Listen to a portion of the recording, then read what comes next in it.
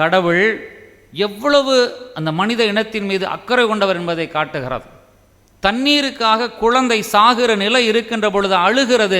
அந்த குரல் கடவுளுக்கு கேட்கிறது.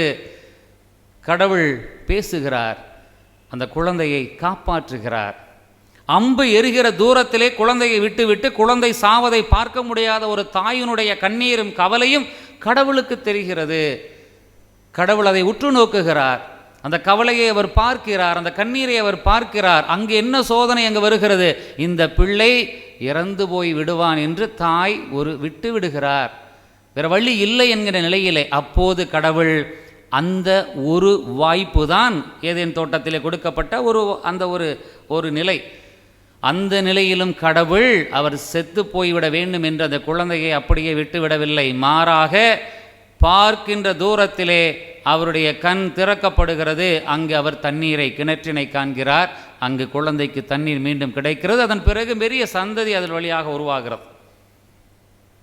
இன்றைய நற்செய்தி வாசகத்திலே அந்த பேய் பிடித்தவர்கள் மிக அந்த வார்த்தை சொல்லப்படுகிறது, கொடியவர்களாக இருந்தார்கள். அப்படி என்றால் அங்கு போகிறவர்கள் யாரையும் அவர்கள் நிம்மதியாக அங்கு கடக்க விடவில்லை, யாரையும் அந்த பக்கமாக போக விடவில்லை, தொந்தரவு செய்கிறார்கள், பயமுறுத்துகிறார்கள், அங்கு இருப்பவர்களை நிம்மதியாக வாழ விடவில்லை.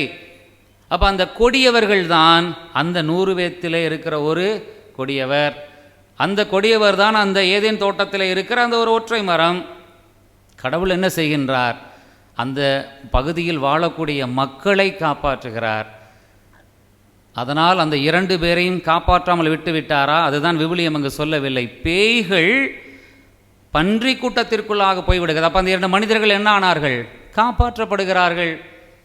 அப்போ அந்த பன்றி கூட்டம் ஏன் போய் கடலில் விழுகிறது? விவிலிய பின்னணி என்பது வேறு, அது கடல் என்பது அதனுடைய அர்த்தம் என்பது வேறு, 3 உலகம் என்பது அதனுடைய அர்த்தம் இருக்கிறது. கடலுக்கு அடியில் தீய சக்திகள் இருக்கின்றன என்ற நம்பிக்கை அவர்களுக்கு உண்டு. எனவே அது கடலில் குதிக்கின்றன, அவைகள் இறந்து போய்விடுகின்றன.